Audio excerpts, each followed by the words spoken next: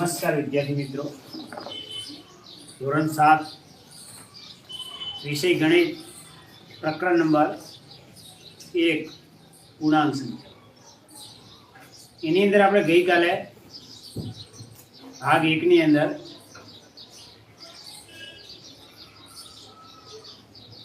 Basic સંખ્યાઓનું જ્ઞાન મેળવ્યું હતું અને સ્વાધ્યાય 1.1 દાખલા નંબર 1 અને 2 આપણે જોયા હતા. આજે આપણે દાખલા નંબર 3 અને દાખલા નંબર 4 જોઈએ. ત્યારબાદ આગળ આપણે સ્વાધ્યાય 2 ના અંદર જે ટોપિક આવતા હોય એ ટોપિકની વિસ્તૃત માહિતી પણ મેળવશું. અહીં આપણે દાખલા નંબર 3 જોઈએ છીએ.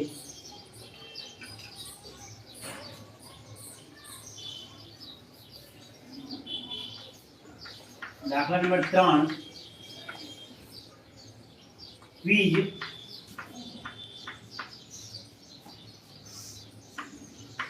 ના 3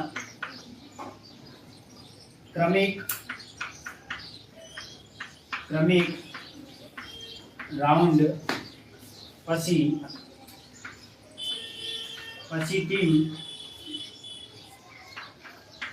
એના ગુણ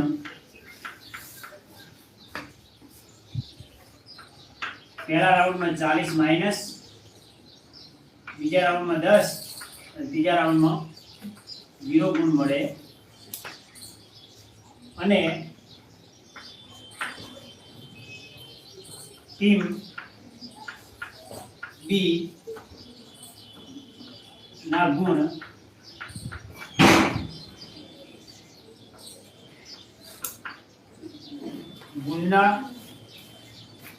ટીમ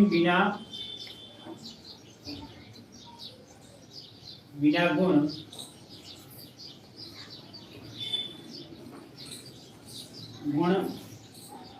10, 0 અને માઇનસ 40 છે.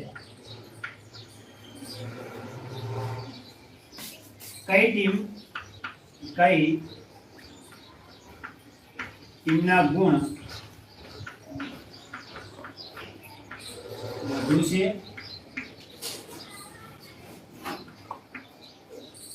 શું આપણે કહી શકીએ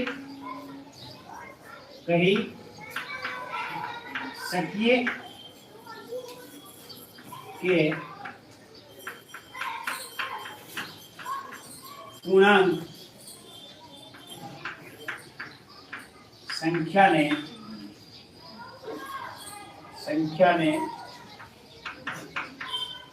કોઈ પણ ક્રમમાં ઉમેરી શકીએ? જો આપણે નિયમ તો ભણી ગયા કે પૂર્ણાંક સંખ્યાને કોઈ પણ ક્રમમાં ઉમેરીએ તેનો જવાબ ઉમેરવું એટલે કે સરવાળો કરવો. પૂર્ણાંક સંખ્યાને કોઈ પણ ક્રમમાં ઉમેરીએ એટલે કે સરવાળો કરીએ, પૂર્ણાંક સંખ્યાનો સરવાળો સમાન જ મળે. તો પહેલા આપણે જોઈએ ટીમ એના ગુણ. આ લઈએ ટીમ એના ગુણ ને આ લઈએ આપણે ટીમ બીના ગુણ. ટીમ એના ગુણ જોઈએ આપણે. ટીમ એના ગુણ કેટલા છે? -40, 10 અને 0. એને શું કીધું? ઉમેરવાના એટલે કે બધા ભેગા કરી દેવાના. કુલ ગુણ ટીમ એના આપણે મેળવી દેવાના. એટલે કેટલા છે? -40 પછી 10 પ્લસ 0 બરાબર કેટલા થાય એ આપણે જોઈ લેવા. ત્યારબાદ ટીમ બીના ગુણ પણ આપણે જોઈ લઈશું. તો ટીમ બીના કેટલા ગુણ છે? 10 પ્લસ 0 પ્લસ ડબલ નિશાન ભેગા ના એટલે -40. અને આ જોઈએ. શું બંનેનો જવાબ સમાન મળે છે કે બંનેને ગુણ મેળવેલા ગુણ કેટલા છે, કઈ ટીમના ગુણ વધુ છે કે બંનેના સમાન છે એ જોવાનું હોય. તો જો આપણે ગણતરી કરીએ આની તો શું થાય, -40 છે તો 40 ના 40, આ બંને પ્લસની નિશાની છે એટલે એનો સરવાળો કરીએ. 10 + 0.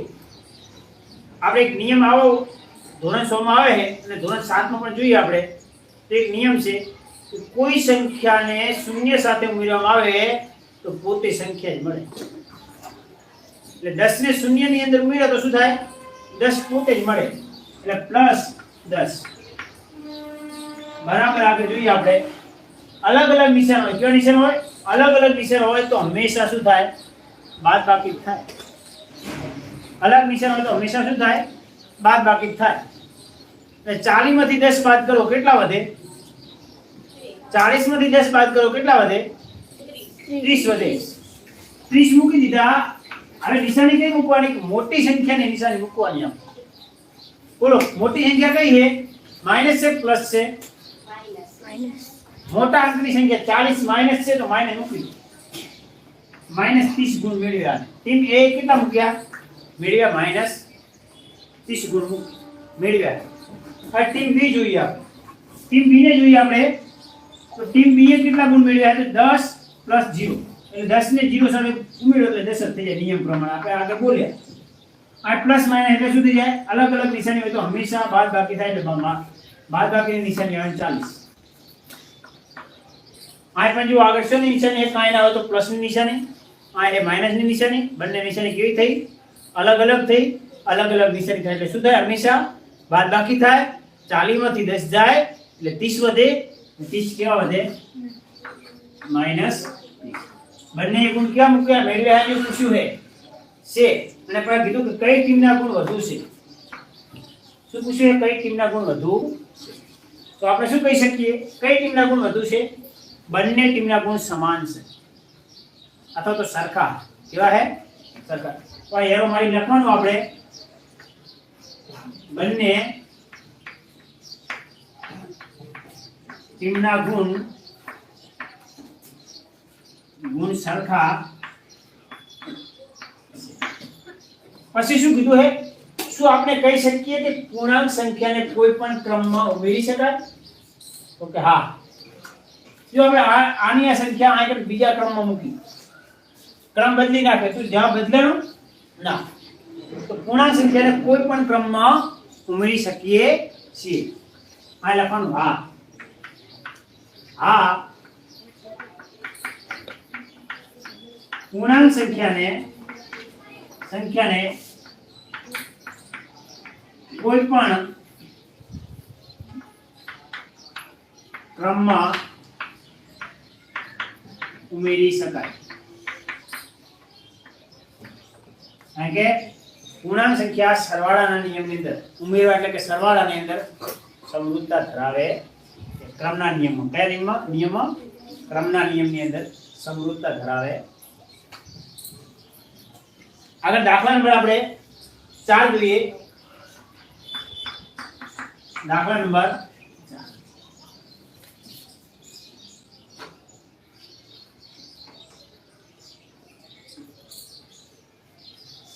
દાખલા નંબર 4 ની અંદર આપણને વિધાનો આપેલા છે. નીચે આપેલા વિધાનોને સાચા બનાવવા માટે ખાલી જગ્યા પૂરો. આ એવું કીધેલું છે, નીચે આપેલ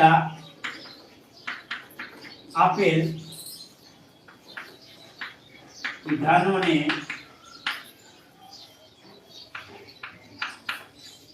સાચા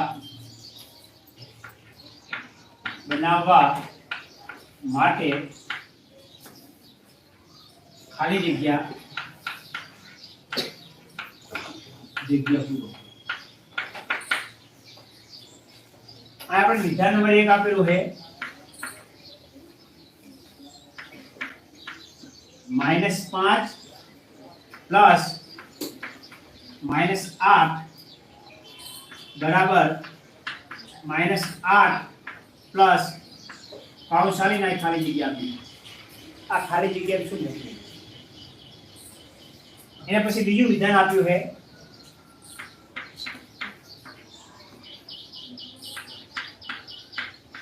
-53 પ્લસ ખાલી જગ્યા બરાબર -3.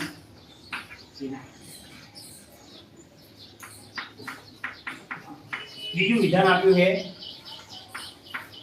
17 પ્લસ ખાલી જગ્યા બરાબર 0.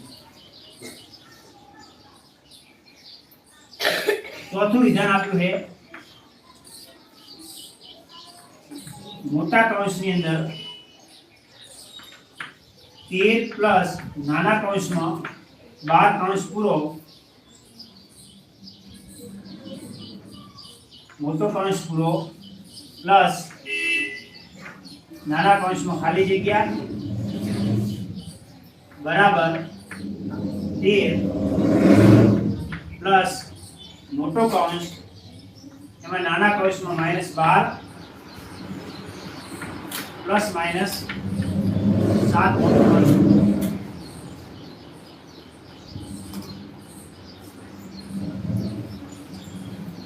એના પછી વિધાન નંબર 5 -4 પ્લસ મોટા કૌંસમાં 15 પ્લસ કૌંસમાં -3 મોટો કૌંસ પૂરો બરાબર મોટા કૌંસની અંદર નાના કૌંસની અંદર 4 માઇનસ પ્લસ 15 મોટો કૌંસ પૂરો પ્લસ અને ખાલી જગ્યા આપેલી છે. ફટાફટ કરી દે. જો તો આપણે આ વિધાનો કઈ રીતે સાચા બને એ ગઈકાલ આપણે એના નિયમો જોયા હતા.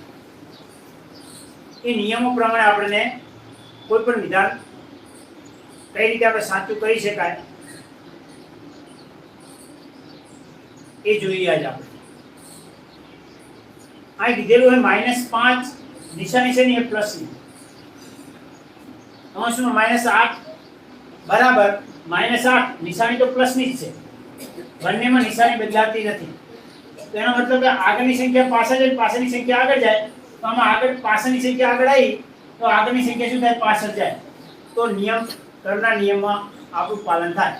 એટલે કે હું આ -5 મૂકી દઉં તો આપણું વિધાન શું થઈ જાય સત્ય થઈ જાય. શું થઈ જાય સત્ય. શું થઈ જશે સત્ય બની જશે. હું કોઈ એક બે દાખલા તમને ગણિત સમજાવું કે કઈ રીતે આવે છે સાચું કે ખોટું. આ કયો નિયમ લાગુ પડે છે ક્રમનો ગુણધર્મ. કયો લાગુ પડે છે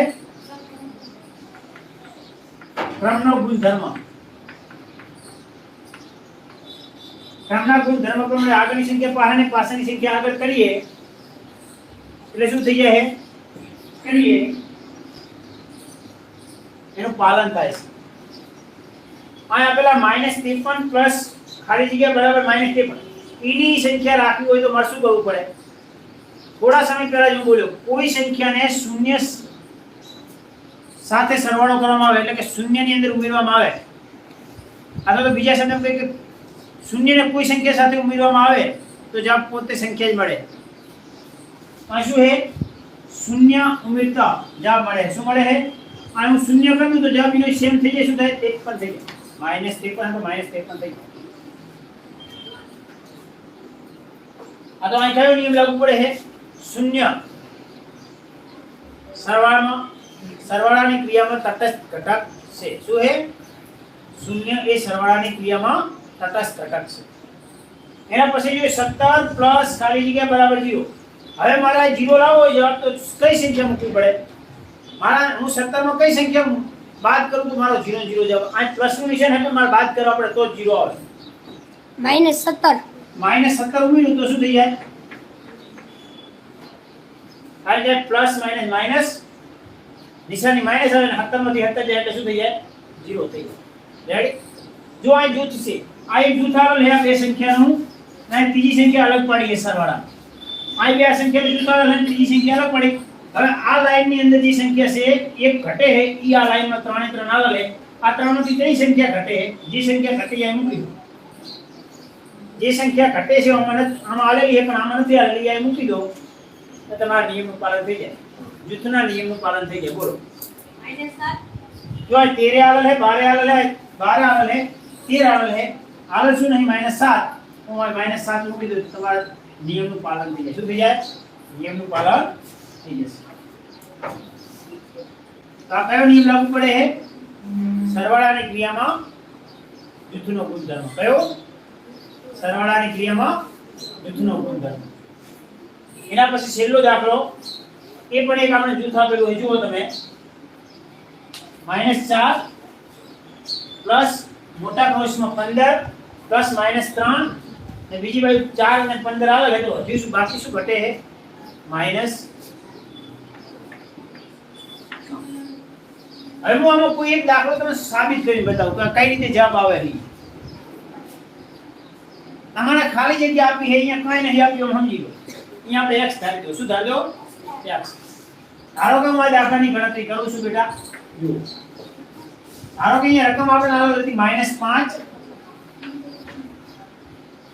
પ્લસ -8 બરાબર -8 પ્લસ ખાલી જગ્યા હતી, આપણે x ધારી દઈએ. શું ધારી દઈએ?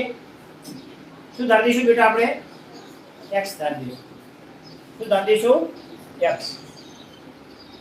આપણે x એટલે એ સંખ્યા ખાલી જગ્યામાં આપણે કઈ આપ્યું અને જે x ની કિંમત મળે એ આપણે ખાલી જગ્યામાં મૂકવાનું થાય. તો જો આગળ બે નિશાન છે, આ માઈનસ છે પ્લસ છે, આ બંને નિશાન નજીક આવે ટકરાય એટલે શું થાય? અલગ અલગ નિશાન હોય તો હંમેશા માઈનસ બાદ બાકી થાય. એટલે આગળની સંખ્યા મૂકી દો, -5 ના પર મૂકી દેવો. આ પ્લસ માઈનસ -8 કરી દો. -8 બરાબર ને -8 એટલે -8 ના મૂકી દો ને પ્લસ x ને x કરો. આ બંને નિશાની કેવી થઈ ગઈ? સમાન થઈ ગઈ. અને સમાન નિશાનીનો હંમેશા શું થાય? સરવાળો. 8 ને 3 કેટલા થાય? 8 ને 3 13 થાય. કેટલા થાય? 13. પણ નિશાની કેવી આવશે? -13. કેવી? -13. આ બાજુ શું છે? બરાબર ને -8 છે તો 8 ને પ્લસ x. મારે શોધવાના શું? x. જે વસ્તુ શોધ્યું હું આગળ કરી દઉં અને જે વસ્તુ લઈ શોધવાની એને હું પાછળ લઈ જાઉં. શું કરું? પાછળ લઈ જાઉં. એટલે આ 13 ને જો x ને આગળ લઈ જાય, 13 ને હું પાછળ લઈ જાઉં. આ તો x ને કેમ આગળ કર્યા? હું ધારો કે -8 ને આગળ લઈ જાઉં તો મને સેમ જ જવાબ મળશે. એટલે આગળ શું છે? -13 તો છે જ. અને માની લો -8 ને આગળ લઈ જાઉં તો નિશાની બદલી જાય. આગળ લઈ જાઉં તો શું થઈ જાય? નિશાની બદલી જાય. આ માઈનસ છે તો આગળ શું થઈ જાય? પ્લસ થઈ જાય. તો +8 ને x ની કિંમત શું થઈ જાય? અલગ અલગ નિશાની હોય તો હંમેશા શું થાય? બાદબાકી થાય. અને બાદબાકી થાય એટલે મોટી સંખ્યામાંથી નાની સંખ્યા જાય. 13 માંથી 8 જાય એટલે શું થાય? કેટલા થાય? 13 માંથી 8 જાય તો કેટલા વધે? 5. પણ નિશાની કઈ આવે? મોટી સંખ્યાની. તો કે -5. આ x ની કિંમત કેટલી મળી તમે જો? -5. તો આ રીતે આપણે ખબર પડે. આપણે સ્વાધ્યાય નંબર 1 પૂર્ણ કર્યું. આગળ આપણે સ્વાધ્યાય 2 ના જે નિયમો છે એ નિયમો આપણે આગળ જોઈએ. આપણે પૂર્ણાંક સંખ્યાઓના ગુણાકાર જોઈએ. આપણે ધન પૂર્ણાંક અને ઋણ પૂર્ણાંકના ગુણાકાર અને શૂન્યનો કોઈ પૂર્ણાંક સંખ્યા સાથે ગુણાકાર કરતા શું મળે એ આપણે આગળ જોઈએ.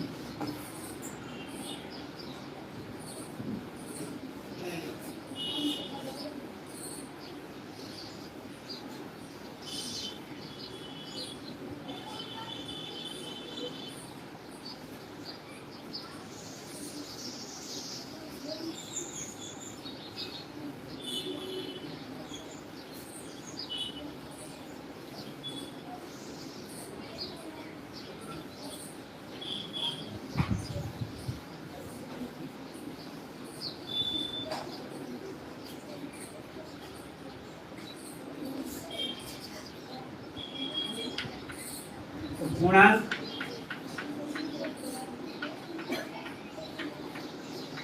સંખ્યાઓના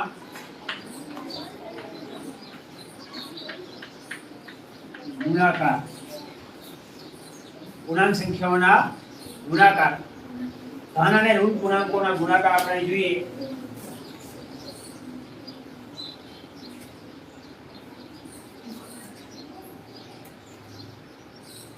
એટલે એક ધન પૂર્ણાંક અને ઋણ પૂર્ણાંકોના ગુણાકાર જોઈએ.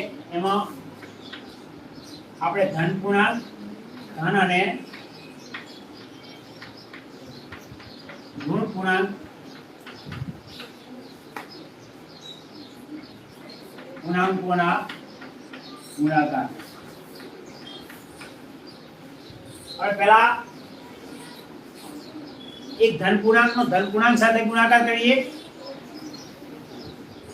પછી એક ધન પૂર્ણાંક અને એક ઋણ પૂર્ણાંકનો ગુણાકાર કરીએ, અને પછી બંને ઋણ પૂર્ણાંકનો ગુણાકાર કરીએ. તો આ લખીએ, જો ધન પૂર્ણાંક અને ઋણ પૂર્ણાંકોના ગુણાકારમાં આપણે ટોપિક લઈએ ધન પૂર્ણાંકોનો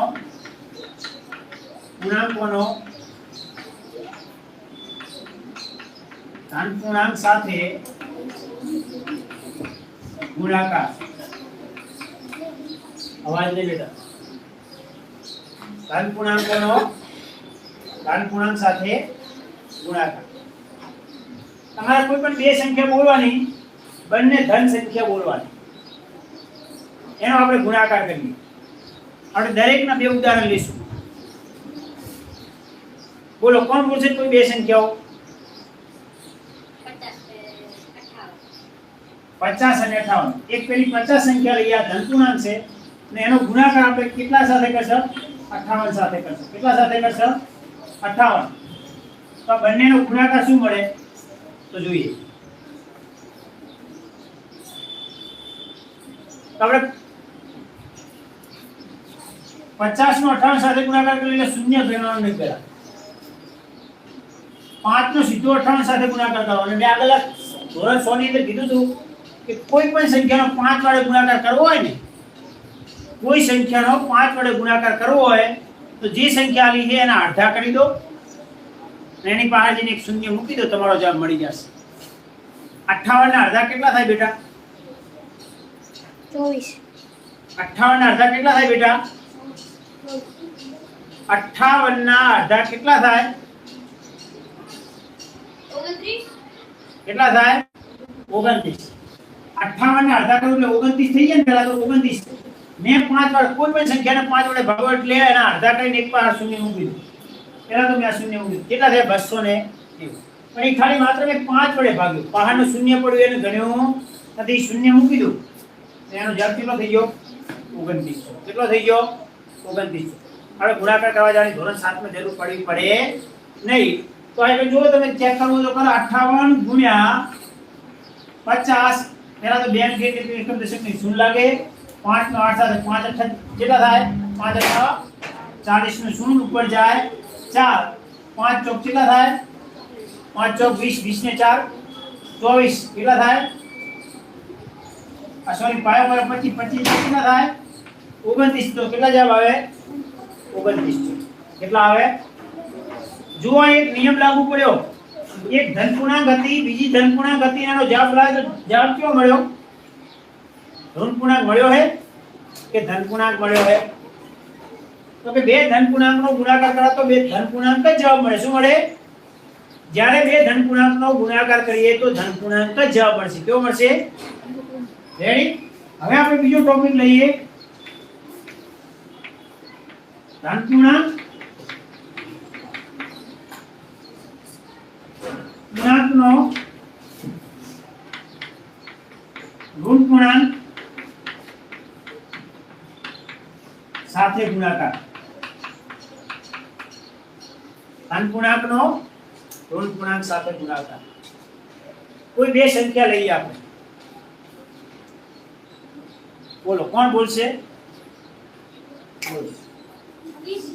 26 અને બીજી સંખ્યા 28. આમાંથી કઈ ઋણ પૂર્ણાંક લખવી અને કઈ ધન પૂર્ણાંક લખવી? બોલ. 28 ધન પૂર્ણાંક અને 26 ઋણ પૂર્ણાંક. ધારો કે હું 28 ધન પૂર્ણાંક લખું છું અને એનો ગુણાકાર હું 26 ઋણ પૂર્ણાંક સાથે કરું. જો આપણે ધોરણ 7 માં તમે આયા, તમે લગભગ વર્ગ કરતા તો શીખ્યા નથી, વર્ગ કરતા તમને આવડતા નથી. જો સીધી રીતે શોર્ટમાં જો લાવો હોય તો 26 ગુણ્યા 26 કરો એટલે પેલા તો 26 નો વર્ગ આવડે એટલે શું થઈ જાય? 25 નો વર્ગ 625 થાય, 26 નો વર્ગ 673 થાય અને 26 નું 52 76 માં 652 76 માં 52 ઉમેરી દો એટલે તમારો જવાબ ડાયરેક્ટ મળી જાય. શું થઈ જાય? 676 ની અંદર 52 ઉમેરી દો એટલે તમારો જવાબ મળે. 76 માં 2 ઉમેર્યો એટલે કેટલા થાય? 78 અને 78 ની અંદર તમે 50 ઉમેરો એટલે કેટલા થાય? 78 ને તારી કેટલા થાય? 108 અને 108 ને 20 બીજા ઉમેરો એટલે 128 જવાબ આવે. કેટલા થઈ જાય? 128 એટલે મતલબ કેટલા થઈ જાય? 604 એટલે કે 728 જવાબ આવે. કેટલો આવે? પણ આપણે એવું ના કરાય, એવું બધું કરવું તમારે નથી. આ તમારે શું કરવાનું? 28 ગુણ્યા 26 કરી દઈએ. શું કરી દઈએ? 26. શું કરી દઈએ? એકમ દશકની શૂન્ય, 8 તો હોલનો સગડો ઉપર જાય 1, 2 દુ 4 ને 1 5 જો કેટલા થાય? 560. 65 ની જગ્યાએ 108 કેટલા થાય? 108 48 ઉપર જાય 4, 100 દુ કેટલા થાય? 12, 12 ને 4 કેટલા થાય? 12 ને 4 16, 8 ના 8 612 નો બગડો ઉપર જાય 1, 5 107 કેટલા મળે તમને જવાબ? 728 જવાબ મળે. કેટલો મળે બેટા જવાબ? 728 જે મેં કીધું જવાબ મળી. પણ બે સંખ્યાનો ગુણાકાર કરો અને એક સંખ્યા ઋણ હોય ને એક સંખ્યા ધન હોય તો જવાબ હંમેશા ઋણ પૂર્ણાંક જ મળે. શું મળે? ઋણ પૂર્ણાંક જ મળે. શું મળે? ઋણ. જો સરવાળાની અંદર શું છે? બે સરવાળો હોય, બે સંખ્યા હોય, સરવાળો કરો બાદબાકી કરો તો એમાં જે સંખ્યા મોટી હોય ને એનું નિશાન માં લાગે. અને ગુણાકારમાં જો એક જ વખત માઈનસની નિશાની હોય ને તો માઈનસ જ જવાબ આવે, બે વખત નિશાની હોય તો પ્લસ આવે, ત્રણ વખત હોય તો માઈનસ આવે, ચાર વખત હોય તો પ્લસ આવે. એટલે કે એકી સંખ્યામાં જો નિશાની આલેલ હોય તો જવાબ હંમેશા શું આવશે? એકી સંખ્યામાં જો ઋણ ચિહ્ન આલેલ હોય તો હંમેશા જવાબ ઋણ પૂર્ણાંક જ આવશે. અને જો બેકી સંખ્યામાં ઋણ નિશાની આલેલ હોય તો હંમેશા જવાબ ધન પૂર્ણાંક જ મળશે. તો જો આપણે યાદ રાખજો, હું આ સમજાવું તમને. એક સંખ્યા આલેલ એક પહેલી માઈનસ આલી છે, પછી ફરીવાર પ્લસ આલેલ છે, તો આનું નિશાન શું થાય? માઈનસ પ્લસ માઈનસ થાય. શું થાય? માઈનસ. તો તમારો જવાબ હંમેશા કેવો આવે? માઈનસ માં આવે. હવે પહેલી વખત માઈનસ આલેલ છે, ફરીવાર માઈનસ આલેલ છે તો જવાબ શું આવે? માઈનસ માઈનસ પ્લસ આવે. પણ પહેલી વખત માઈનસ આલેલ છે, ફરીવાર પ્લસ આલેલ છે, ફરીવાર માઈનસ આલેલ છે તો જવાબ શું આવવાનો? પહેલા આ બેની ગણતરી કરી દો. આ બેની ગણતરી શું થાય? જુઓ માઈનસ છે, આ માઈનસ અહીં મૂકી દો બંનેની જગ્યાએ માઈનસ ને આ તો અલગ માઈનસ છે તો આની નિશાની બેનો જવાબ શું આવ્યો? Minus minus plus. એટલે જો બે વખત નિશાની આવે તો હંમેશા જવાબ શું આવશે? પ્લસ જ આવશે. ગુણાકારની અંદર બે નિશાની આવે તો હંમેશા શું આવે? પ્લસ જ આવે. બે ઋણ પૂર્ણાંક હશે તો એનો ગુણાકાર હંમેશા શું આવશે? ધન પૂર્ણાંક જ આવશે. એક ધન પૂર્ણાંક હશે અને એક ઋણ પૂર્ણાંક હશે તો એનો ગુણાકાર હંમેશા શું આવશે? ઋણ પૂર્ણાંક જ આવશે. તો આપણે શું કર્યું છે? એક ધન પૂર્ણાંક લીધો છે અને એક ઋણ પૂર્ણાંક લીધો તો જવાબ શું આવ્યો? હંમેશા ઋણ પૂર્ણાંક. તમને આવો પ્રશ્ન ખાલી જગ્યામાં પૂછી શકાય. એક ધન પૂર્ણાંક અને એક ઋણ પૂર્ણાંકનો ગુણાકાર હંમેશા કેવો મળે? ખાલી જગ્યા મળે. કેવો મળે? ખાલી જગ્યા. તો કેવો મળે? ઋણ પૂર્ણાંક જ મળે. શું મળે? એક ધન પૂર્ણાંક અને એક ઋણ પૂર્ણાંકનો ગુણાકાર હંમેશા શું મળે? ઋણ પૂર્ણાંક જ મળે. શું મળે? બંને ધન પૂર્ણાંક હોય તો એનો ગુણાકાર હંમેશા શું મળે? ધન પૂર્ણાંક. અને એક ધન પૂર્ણાંક હોય અને એક ઋણ પૂર્ણાંક હોય તો એનો હંમેશા ગુણાકાર કેવો મળે? ઋણ પૂર્ણાંક જ મળે. બરોબર? આ ત્રીજો પોઈન્ટ લઈ લઈએ આપણે આગળ. ઋણ પૂર્ણાંકનો ઋણ પૂર્ણાંકનો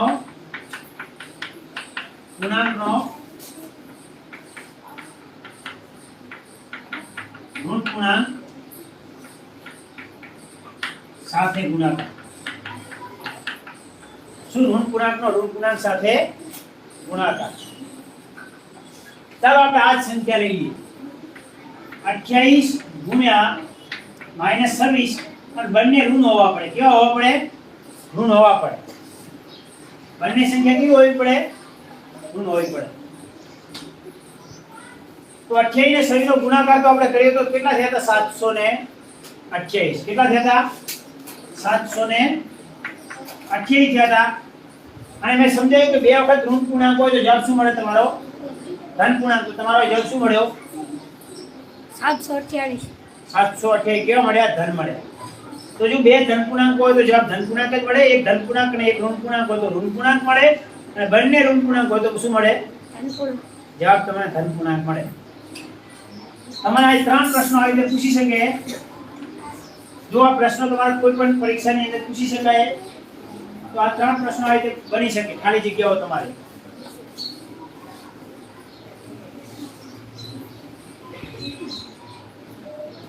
આ શું લખવાનું હોય? બે ધન પૂર્ણાંકનો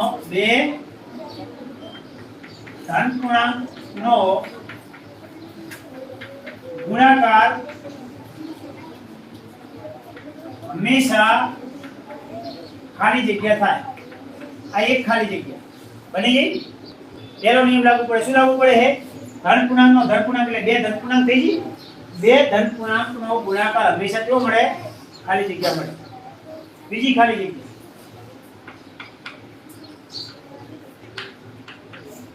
એક ધન પૂર્ણાંક અને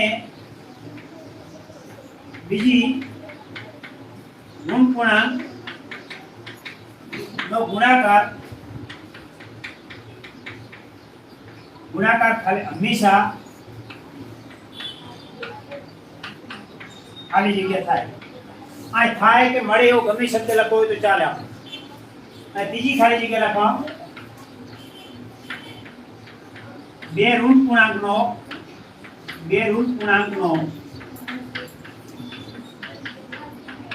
ગુણાકાર હંમેશા ખાલી જગ્યા થાય. પહેલામાં આપણે જવાબ શું મળ્યો છે? ધન પૂર્ણાંક મળ્યો. બે ધન પૂર્ણાંકનો ગુણાકાર હંમેશા કેવો મળે? ધન પૂર્ણાંક જ મળે. શું મળે? આપણે એકમ કસોટીમાં આવી ખાલી જગ્યા આપેલી છે, ચેક કરજો કદાચ. બીજી ખાલી જગ્યા એક ધન પૂર્ણાંક અને એક ઋણ પૂર્ણાંક હોય તો જવાબ હંમેશા કેવો મળે? ઋણ પૂર્ણાંક મળે. શું મળે? ઋણ પૂર્ણાંક જ મળે. અને બે ઋણ પૂર્ણાંકોનો ગુણાકાર હંમેશા શું મળે? ધન પૂર્ણાંક. આના ભૂલ કરતા આ કાંઈ શું થશે? બે ઋણ પૂર્ણાંકોનો ગુણાકાર હંમેશા ઋણ પૂર્ણાંક જ મળે એવું લખીને આવી દેતા. કારણ કે બે ધન પૂર્ણાંકનો ગુણાકાર ધન પૂર્ણાંક મળે એટલે એ નીચે ભૂલી ના જતા કે બે ઋણ પૂર્ણાંકોનો ગુણાકાર હંમેશા ઋણ પૂર્ણાંક મળે. એવું થાય નહીં. તમે ગમે એ સંખ્યા લો, ત્રણેય નિયમ લાગુ પડશે આપણે. બરાબર? આગળ આપણે જોઈએ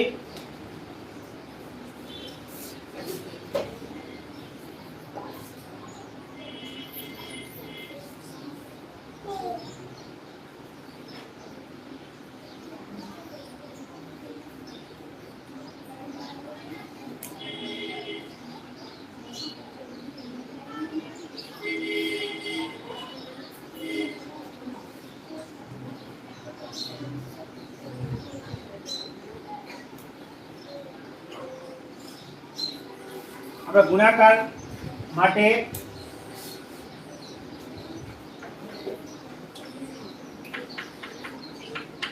પૂર્ણાંક સંખ્યાઓના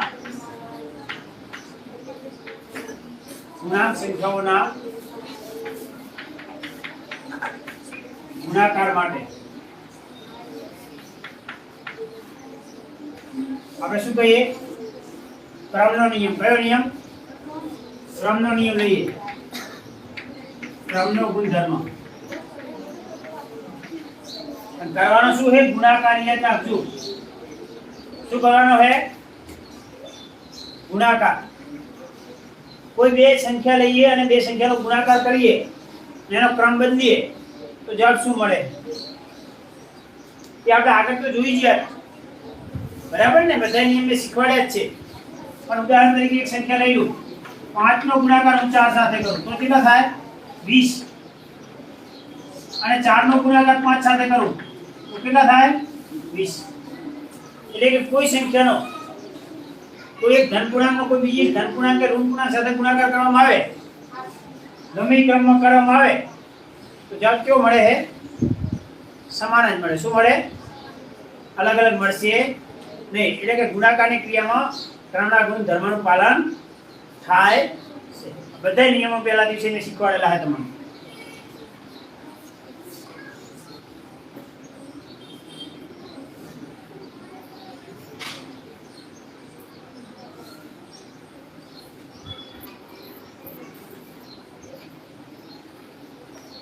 તો આપણે આ નિયમો જોયા. ત્યારબાદ હવે ભાગ નંબર આપણે 3 નેક્સ્ટ જ્યારે ઉતારીએ ત્યારે ભાગ નંબર 3 ની અંદર આપણે સ્વાધ્યાય 1.2 જોશું. જય હિન્દ, જય ભારત.